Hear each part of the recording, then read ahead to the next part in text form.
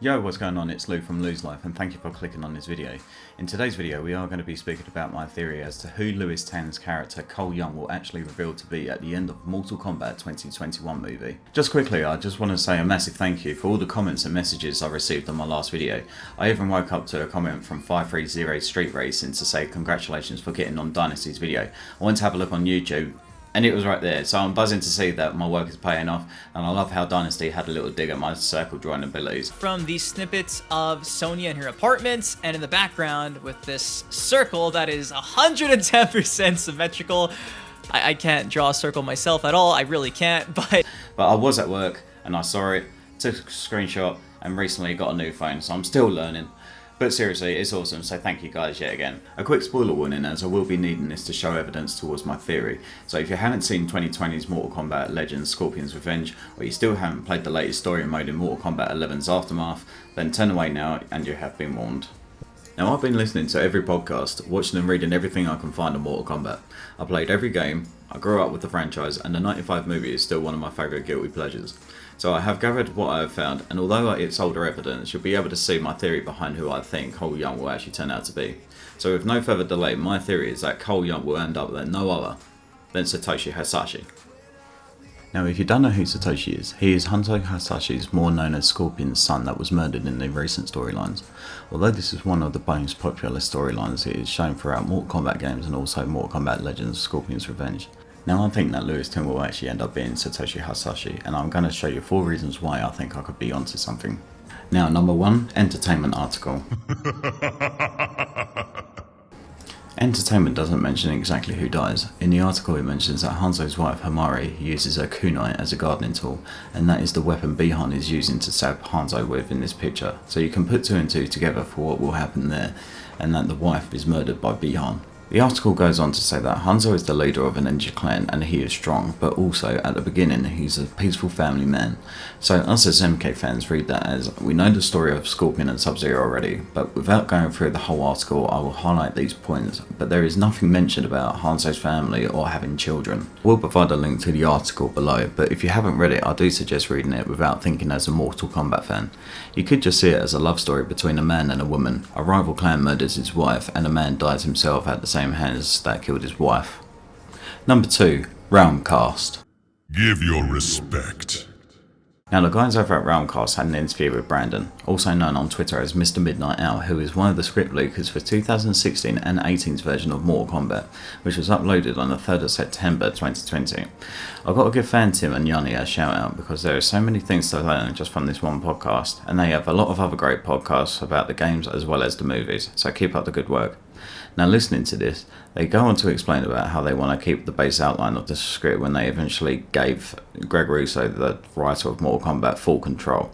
But listen to what I took away from this podcast. But there's a lot of rule breaking in this, which is one of the reasons why it's going to feel different. But he doesn't want to be part of this, but he also has no choice, as it's explained by Raiden. Raiden, throughout the movie, is able to convince him that, you need to be a part of this. So it's one of the things where I really connect with the Cole Turner character, because you can understand that he wants to do right by his daughter, and this event has kind of propelled him into a life that he really doesn't want, but he has to. Awesome. Basically, you mentioned a while back that you were quite disappointed with what's happened to Scorpion. Is anything specific that you can say about that? There's a character, one of the enemies is attacking someone, and Cole is pleading with his arm outstretched, like, no, please don't kill them. And they show the enemy, and then suddenly this like spear comes through his chest.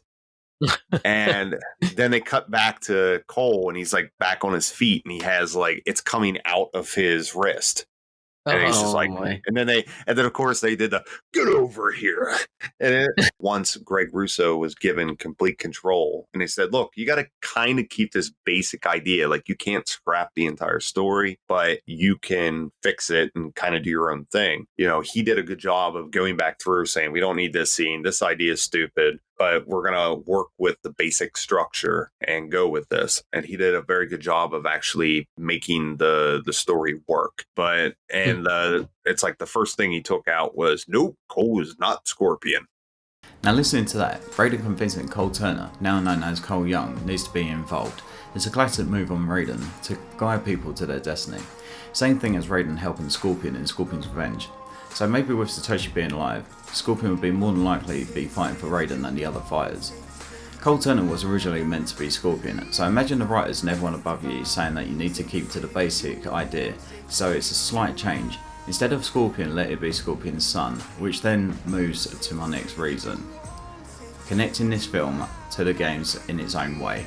Impressive. We now know from the events of Mortal Kombat 11 that everything that we played originally was in some timeline, and if you ask me, that includes the movies, the TV shows, both live action and the cartoon shows, and that includes the comics. If you don't agree, then maybe you can see that other Mortal Kombats are not the Mortal Kombat movie that us fans know and love, and the 2021 adaptation will be the same. It's a Mortal Kombat and not the Mortal Kombat that we have come to learn over the years. My point is that Mortal Kombat is like any type of popular comic book. There are other alternate universes with different stories and different outcomes, so it's like a version of Marvel's What If. What if Satoshi doesn't die, abandoned as a child and growing up knowing nothing of his family? Then while he's down on his luck as a failed MMA fighter, he learns his family roots and attempts to rebuild the Shirai Ryu with Hanzo or Scorpion. Fourth and final reason, addressing other theories. Outstanding. Now, although this isn't direct evidence that supports my reasons that I think it's Satoshi, I think it clears up my thoughts as to why I think it can't be these other characters that have been thrown into the who Cole Young will be theory by some other members of the MK community. And if you don't know who they are, that includes Kuai Lang, Takeda, and Johnny Cage. Now I will start with Kuai Lang. Considering the battle with Bi-Han and Hanzo happens right at the beginning of this movie, and the original age gap between Bi-Han and Kuai Lang has always been a few years apart. So if that was the case, then I don't think Cole Young would be going through the journey of discovering where he comes from, as it is stated in the entertainment article. I can also follow up on this. If we go down the article, it says Cole Young runs into Sub-Zero earlier in the film, so why would Sub-Zero try to kill his own brother before becoming no Cybot, or before Cole Young knowing his roots of the Lin Kuei? Next, we have Takeda, and although he's my second choice, I'm still not 100% convinced it's Takeda. I'm not even 50% convinced. I think it is a bit risky to bring a character that came in the game much later in the franchise to then be the person we see as the main protagonist in a reboot of an early stage Mortal Kombat movie franchise. I understand how Takeda could be relatable with new audiences and be able to have a connection with, but it will also annoy the Mortal Kombat fans that have taken in the game's version, whether it's in an alternate universe or not. We have waited 20 plus years for a good Mortal Kombat live action movie, and they need to be able to tweak it enough to be able to please everyone. I don't think rushing character appearances is the way they want to go. Even now they're doing a really good job hiding character appearances, as we all know, waiting for the trailer, let alone the movie just over 6 weeks away. Finally, we have Johnny Cage, and sadly Johnny is way down in my list of who I think Cole Young could be. This is not confirmed, but it's highly hinted that Johnny Cage isn't even in the movie. Noah Shaw commented on a post to the writer Greg Russo, "Where's Johnny Cage? Was he forgotten? Photos look awesome." Greg goes on to say, "No one has been forgotten." Noah Shaw follows up with, "Russo, I trust you sir, long die-hard fan, want Johnny Cage to get his all and not be replaced. Thank you, can't wait for the movie." Greg Russo finally responds with, "No one will be replaced." So from everything that we've seen so far, with Cole Young being an MMA fighter and has a kid named Emily Young, which can be found over at the IMDb website, there will be so many events that won't be able to be seen or be close to the story. Would we see Sonya Blade and Johnny Cage have funny romantic interactions? Would Cassie Cage even be born? Would Johnny Cage be able to let everyone know about the Mortal Kombat tournament through the success of his movies? If we see a trailer and Cole Young isn't acting like an arrogant idiot who cracks up a joke every way he can, then we will know straight away it can't be Johnny Cage. And if it turns out to be Johnny Cage, then I think this movie really will be in trouble with the MK fans.